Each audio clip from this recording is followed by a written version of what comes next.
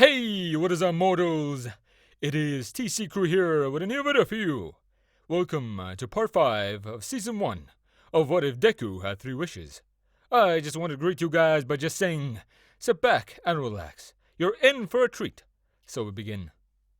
Aizawa massaged his head as All Might explained his lesson plan and his proposed grand entrance for the start of the class. The hero training was simple. Random pairs of students engaging in a controlled combat situation with quick access to Recovery Girl if needed. But with Aizawa's transferring of Minoru Mineta to the general education courses, they were working with odd numbers. Either one student would fight on their own, or one team would be unbalanced in their favor. Aizawa was in favor of an unbalanced villain team, as it would also be a situation the hero hopefuls would need to face one day. Pros acting alone was uncommon. Even solo groundwork heroes like Aizawa knew to call backup when the odds weren't friendly. They settled on the groups of 3, and just in time, as Aizawa needed to prepare the students for their other classes before heroics. So, this evil teacher left All Might to consider which trio he wouldn't allow to work together, out of personality or synergy concerns. Mineta's transfer created an issue that Aizawa would not be able to resolve until the sports festival. It was the only on-paper way to move a student to the hero course during the semester, and that's how Aizawa liked it. The up-and-coming tournament was still stupid, in his opinion, but it would serve as a good proving ground for candidates, better than the hero's entrance exam in any case. Who knows, Mineta may even prove himself capable of change and win his spot back. Whatever happens will happen. For the moment, Aizawa was just glad that the problem children would be looked after by All Might. The man may be inexperienced, but at least Aizawa would get a chance to sleep, or catch up on paperwork, if anyone asked. The time of the class arrived quickly. The arrival of the foundational heroics lesson raised the excitement of the students of Class 1A to record levels. Despite Aizawa's attempt to instill a sense of seriousness into them, they were still children. And that sense was certainly not dampened when All Might burst into the room in full costume while saying, "I am coming through the door like a hero!" The students, of course, ate it up, especially Midoriya, his time training with the #1 hero, not taking away any of his fanboyish tendencies. But of course, this heroics class would not be taking place inside the classroom. No, they needed a bit more space to move. So, All Might revealed the shelves which held the class's costumes before instructing them to put them on and meet him at Training Ground Beta. The class did as they were told, rushing to the changing rooms to put their costumes on before heading for the training area. Midoriya was particularly proud of his costume. After receiving his quirk from the genie and starting his training, he'd put a bit more thought into his costume. At least more than mimic All Might as close as possible without being a copyright infringement. The result was a more armored suit than before, while keeping the green and white bodysuit as the underlayer. The new costume featured a reinforced carbon and a titanium mesh over top a titanium alloy chest piece. The same mesh was also used to protect his hands. Certain gold-colored pieces added to his aesthetic, but were no less functional, being made of aluminium and bronze. A golden sash was wrapped around his waist, just above a utility belt filled with mostly first aid supplies and hydration packs. The armor was protective and as light as possible for his strength. Interestingly, Izuku was only one of the 2 students in the entire class who designed their costumes with protective pieces, the other being Ida, who may have taken it a little overboard. No matter the costume, All Might was impressed. "Well, they say the clothes make the hero, and you all certainly look like heroes now!" He wasn't joking. All Might really liked the costumes they had come up with. Even the one where all you could see was the gloves. It at least got the point across. But now it was time to start the class.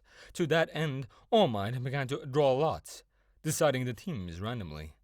Izuku and Uraraka were teamed up, and the rest of the class were put into teams of 2 as well, with one exception. Team D, which was now made of Bakugou, Ida, and Majiro Ojiro, was an unlikely matchup for Izuku and Uraraka, as they were also put against the only team of 3. What were the odds? Pretty good, all things considered. Comfy lamp, good view. Anyway, All Might told the 2 teams to start getting set up. They had 5 minutes to plan before the exercise started. For the heroes, the plan was simple, considering Bakugou would probably charge straight for Izuku once they started. Izuku would lure Bakugou away and capture him while Uraraka scouted for the bomb and returned to Izuku afterwards. Hopefully Bakugou would be dealt with quickly. That way, they would take on Ida and Ojiro together. Straightforward. They didn't really have much to work with. The villains could have set up a good trap. Ida was a little hamstrung by the small space, but would be able to operate well within the large bomb room. Ojiro would excel in the close quarters environment. Unfortunately, Bakugou isn't exactly a team player, so while he paced impatiently, waiting for the exercise to start, Ojiro and Ida decided that while Bakugou engaged the heroes head-on, Ojiro would wait a choke point to intercept anyone who got past the rampage. Ida would guard the bomb himself, staying where he'd be most useful. Also a good plan, if tampered by the presence of Bakugou. By any lamentations on the quality of their on-the-fly strataging would have to wait, as the exercise was started by All Might's voice coming through their earpieces. Izuku and Uraraka quickly entered the building, even as Bakugou shot ahead of his team. It wasn't long before he found a hero team. Predictably, he went straight at Izuku with a strike from the right. Izuku shouted for Uraraka to go as he took on his old friend. Bakugou came into this fight with one thought: show Deku that Katsuki Bakugou was the superior of the 2. His problem, however, was that he wanted to fight Izuku one-on-one. If the Explosion King had brought one of his teammates along, this fight probably would have gone differently. But Izuku's quirk was specifically designed for single combat. Bakugou literally couldn't do anything to hurt him. So, as the blonde bundle of boom hurled towards Izuku, the green-haired boy grabbed his arm and flipped Bakugou over his shoulder. Bakugou wasn't sure what hurt more, the hit to his body or the hit to his pride. As Izuku spouted off about proving that Deku is the name of a hero or some crap, all Katsuki could think about was hitting his opponent in his stupid face. So he did, over and over and over again. Only this time, Izuku wasn't dodging. He was walking forward with purpose. No punch, no explosion, no attack got through the damn green force field enveloping the green boy. It was like trying to dig through a brick wall with nothing but gull and a fish. Suddenly, Izuku charged, and Katsuki, with apparently no way to hurt the boy who was once a stepping stone, was on the back foot. The explosive boy was forced to play evasive and dodge, or block Izuku's strikes, which, after the training he'd gone through, still packed a punch even without enhancement. It was taking even more effort since the capture tape that had been given for the exercise was coming hard to avoid. Well, looks like there's one option left now.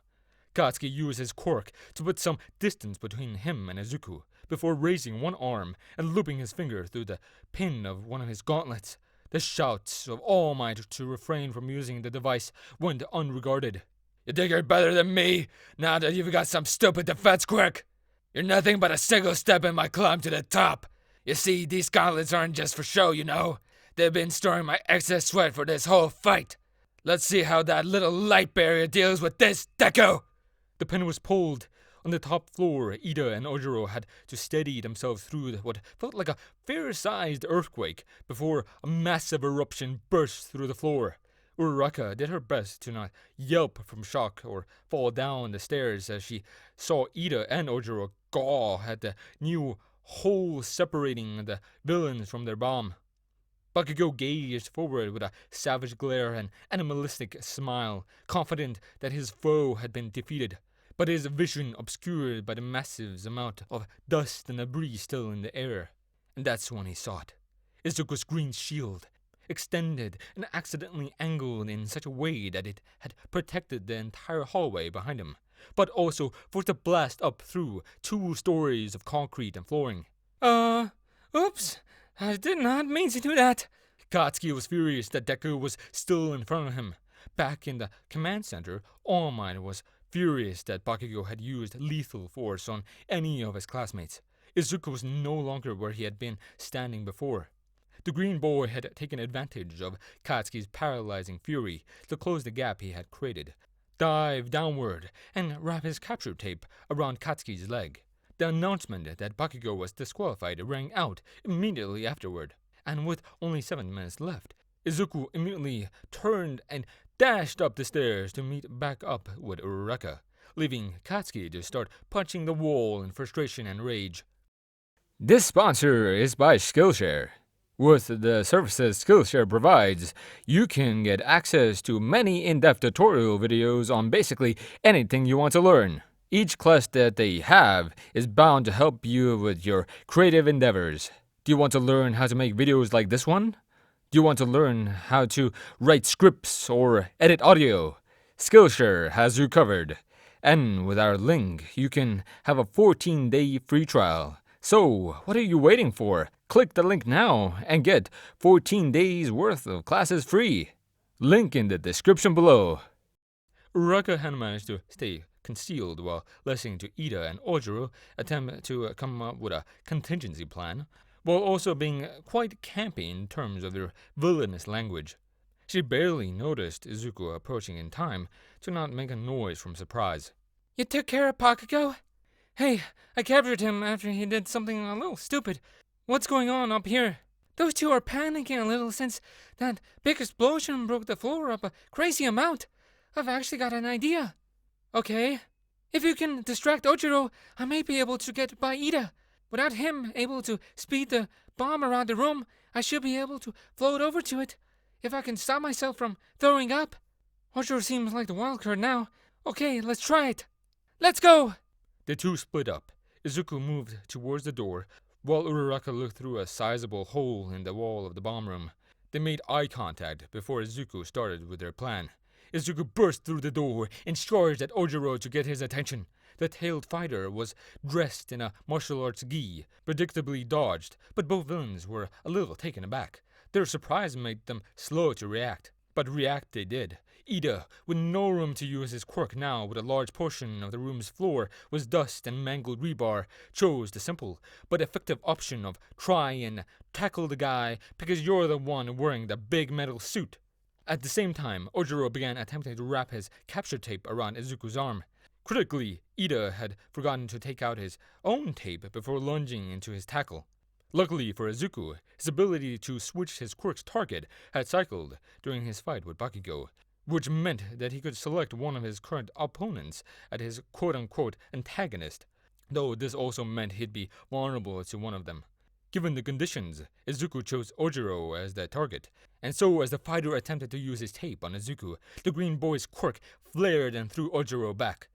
It did nothing against Ida though. The two went sprawling into the hallway. Ojiro soon joined them. Uraraka took advantage of the scuffle to squeeze through the hole in the wall and onto a ledge in one of the corners of the destroyed room. She prepared herself as she heard Izuku struggling against their 2 remaining opponents. All Might's voice announced the 3-minute mark as Uraraka steepled her fingers, removing her gravity, and kicking off the ledge. Slowly but surely, she floated her way over to the bomb. She nearly lost focus, however, when All Might's voice rang out again. Izuku Midoriya has been captured! Well, that wasn't good. Ida had managed to get his own capture tape out and use it on Midoriya. Uraraka heard Ojiro shout as she came close, but not close enough to the bomb. His heavy footsteps were audible as he dashed back into the room as fast as he could. He leaped over the gaping multi-story hole using his tail to catapult himself towards the floating girl, but he didn't account for one thing. Uraraka released her quirk's hold, dropping to the ground hard, but causing Ojiro's leap to become miscalculated. The boy braced his tail as he broke his impact with the wall. He sprung forward as Uraraka raced to the bomb on 1 foot. The 2-minute mark announced as they both charged as fast as they could, but despite Ojiro's advantage in a fair race, Uraraka had a head start, and now had a finger and then a hand on the bomb. Hero Team wins! All Might's excited voice came roaring over everyone's earpieces. A shout of joy from Midoriya in the hallway, as well as the disappointment groans of Ida and Ojiro, could be heard alongside a muffled explosion that could be interpreted as an expression of rage from a certain overgrown Pomeranian. Uraka offered a handshake to Ojiro, who happily returned it for a good match. Ida went and helped Izuku off the floor, apologizing for tackling him the way he did. Izuku hadn't minded. It was part of the point of the exercise after all. The 5 students all returned to the control center for All Might's assessment of their performance, which mostly consisted of a few points of criticism for Bakugou particularly, and some observations on the performance of each. In the end, the MVP was still declared to be Ida, for him hamming it up with his villain performance at the start of the match, and for dedicating himself to protecting the bomb until the final fight. The rest of the fights in the class went at various speeds, the fastest of which being Todoroki's as he froze the ground solid, trapping his opponents before walking through the building to the bomb.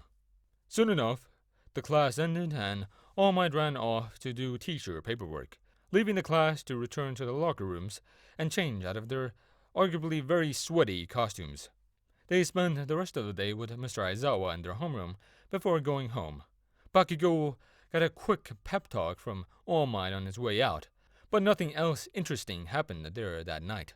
Emphasis on nothing interesting happened there, halfway across the greater Tokyo area, in a dimly lit bar.